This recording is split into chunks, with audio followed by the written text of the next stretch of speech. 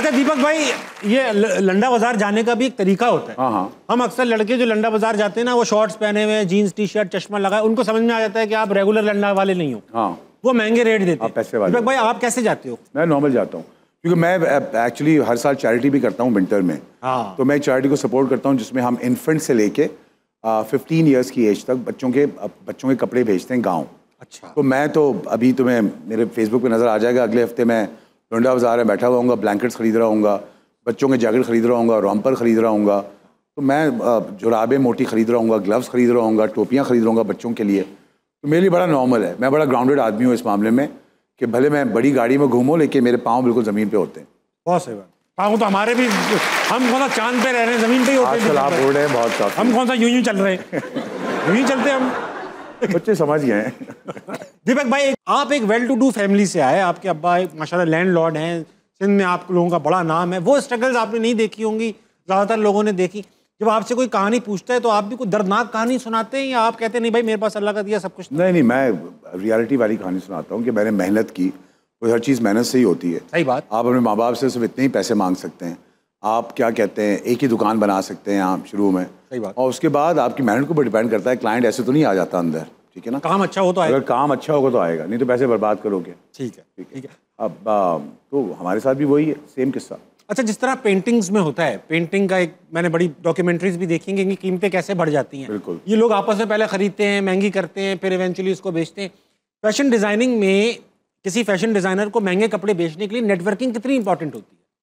आपके कपड़े किसी ने इसलिए तो नहीं महंगे खरीदे, यार ये बड़ा अमीर बच्चा है, अच्छा ही बनाया होगा इसने? मेरे ख्याल में फैशन डिज़ाइन का जॉब तो बहुत मुश्किल है यार। मार्केट बनाओ भी खुद, दुकान भी खुद खोलो, PR भी खुद करो, मार्केटिंग भी करो, और फिर कस्टमर को भुगतो, फिर उसका साइज़ लो, फिर चीज़ें सेट करो उसके ऊपर, फिर वो खुशी खुशी पैसे दे के जाए। सही बात। तो बहुत लंबा काम है, पूरा प्रोसेस है। गाने वाला काम थोड़ी, क्योंकि आया सिंगर बन गया, 2 अच्छे गाने गा दिए, मैंने पूरी ऑडियंस आ गई उसके सामने। कम ऑन, आप सारे प्रोफेशंस को रगेते हुए चले नहीं रगेते हुए नहीं जा रहा, सही बात है, बड़ी मेहनत करनी पड़ती है यार। ठीक है, अपने पैसे लगा रहे हो उसके ऊपर। सही बात। ठीक। ऑडियंस में दोबारा चलते हैं। चलो भाई, सही कह रहा हूँ कि नहीं कह रहा? मजीद बातें। कौन है भाई? अस्सलाम वालेकुम। वालेकुम अस्सलाम। आपका क्या नाम है जनाब? राना नोमान सिद्दीक। नुमान भाई, आप क्या करते हैं? मैं सर LLB का स्टूडेंट हूँ। वकील हैं, बन रहे हैं आप वकील? यस। Very nice. राना साहब, गुस्सा आपको किस चीज़ पे आता है राना साहब? मुझे गुस्सा सर दिखावे पे आता है, जो आपके साथ हों लेकिन आपके साथ ना भी हों। ज़ाहिरी तौर पे आपके साथ खड़े हों लेकिन आपके साथ वो ना हो। जिनों पे आता है, जिनों पे, यस, भूतों पे। बहुत कह रहे ना आपके साथ हो ना हो। हाँ, बहुत अच्छी बात है राना साहब। अच्छा, गहरी बात की आप। यस। कोई सवाल भी है राना साहब? जी, मेरा सर से ये सवाल है कि सिंध में तरक्की ना होने की वजह क्या है? सर सिंध से, और मेरे नाक़िस ज़हन के मुताबिक वहाँ पे वडेरों का कानून है, वडेरों की अदालतें लगती हैं, क्या उधर कानून नाफिज नहीं हो सकता? सर आप वहाँ से प्लीज़ आप थोड़ा सा रोशनी डालें। गहरा सवाल पूछ लिया है। लैंडलॉर्ड आप भी हैं, जागीरदार भी हैं दीपक भाई। अच्छा सवाल देखो, अकाउंटेबिलिटी बड़ी ज़रूरी होती है, ठीक है ना, एक मुल्क को आगे चलने के लिए। अगर वही हुक्मरान 30 या 40 साल से बैठे हुए हों तो फिर उनकी अकाउंटेबिलिटी नहीं होती। ठीक है, अगर वो नहीं होगी तो फिर डेवलपमेंट भी नहीं होगी। सही बात। राना साहब, एक बात बताएं, आप तो एक बड़े सीरियस से आदमी हैं।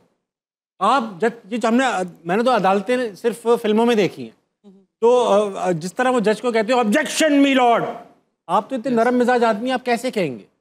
आजिज़ी से जज साहब ऑब्जेक्शन। राना साहब बात बताएं, लोग वकीलों से डरते क्यों हैं? क्योंकि इनकी इकॉनमी मजबूत होती है, ये एक दूसरे का साथ बहुत अच्छी तरह निभाते हैं कहीं भी किसी भी जगह, क्योंकि वकील वो होता है जो अपने राइट्स पे आवाज़ अपनी बुलंद करता है। वकील को पता होता है, जब ये एक वकील फॉर एग्जांपल ट्रैफिक पुलिस वाले ने रोक लिया है तो ये तो अपना हक लेंगे, लेकिन उसके बावजूद इसको अगर अपना हक ना मिले तो ये फिर कॉल्स करते हैं। अच्छा। फिर इनकी इकॉनमी इतनी मजबूत होती है, वहाँ पे सारा जुर्मट लग जाता है। अच्छा, वेरी गुड। तो कामराजरी है एक दूसरे के साथ। यस, बहुत अच्छी बात। लेकिन कभी कभी ऐसा होता है कि मतलब गलत भी कर लेते हैं थोड़ा ऐसा। हाँ जी। अच्छा वकील साहब, एक बात है, आप कौन से कोर्ट, हाई कोर्ट में जाएंगे इंशाल्लाह, जिस कोर्ट में भी जाएंगे तो आप पढ़ लें। ये जो मैंने अक्सर देखा है, वकील अपनी नंबर प्लेटों पे लिखवा लेते हैं एडवोकेट, अटॉर्नी एट लॉ, ये सब मतलब कानूनी तो नहीं है ये? जी बिल्कुल, ये तो सब कोर्ट के फैसले हैं, बिल्कुल बिल्कुल। तो ये आप भी करेंगे। लेकिन मैं बताता हूँ आपको, जब एक कांस्टेबल लगता है, हम्म, कांस्टेबल लगता है, वो अपना रौब दिखाता है, वो नहीं देखता कोई जो मर्जी आ रहा है। लेकिन एडवोकेट बनने के लिए पहले 12 तक पढ़ना पड़ता है, FSC, मेडिकल, FA, जो भी 12 साल की वो मेहनत, और उसके बाद 5 साल में लॉ की डिग्री कंप्लीट करना। अच्छा। और फिर आपको कोई 10 पढ़ा हुआ कांस्टेबल आपको ऐसे करके रोके और बोले तलाशी दो, वजह क्या बात। मैं 18 साल की एजुकेशन है सर, यस 2 डिग्रियां हैं मेरे पास। हाँ। अभी मैं कांस्टेबल बोलता है इधर आ, मुझे रुकना पड़ता है क्योंकि मैं वकील नहीं हूँ। अगर आप दीपक भाई को भी देख लो, ये कौन सी इस्लाह है कि मैंने 15 साल पढ़ा है तो मुझे नहीं रोकेगा तू। सर वकील में और आप में फिर यही फर्क है, क्योंकि वकील अपना जानता है, वकील मैं भी अपना जानता हूँ, नहीं मेरे को भी पता है, लेकिन कांस्टेबल भी तो अपना जानता है, वो भी तो किसी वजह से ही तो रोक रहा है। सर वो रोक रहे हैं, बिल्कुल उसका रोकना बनता है, ना कि हर किसी को रोकना। ये क्या बात हुई? सर पर आपके ख्याल में जो उन्होंने ओरिजिनल सवाल पूछा हाँ। कि नंबर प्लेट पे एडवोकेट लिखा होता है, जी, जी। आपके ख्याल में वो दिखावा ना हुआ? जज को ऐसा घुमा दिया इन्होंने। लेकिन अच्छा लगा, अभी आप पढ़ रहे हो, अभी आपने ये वाला चैप्टर नहीं पढ़ा होगा, तो मैं हो सकता है आगे है तो आप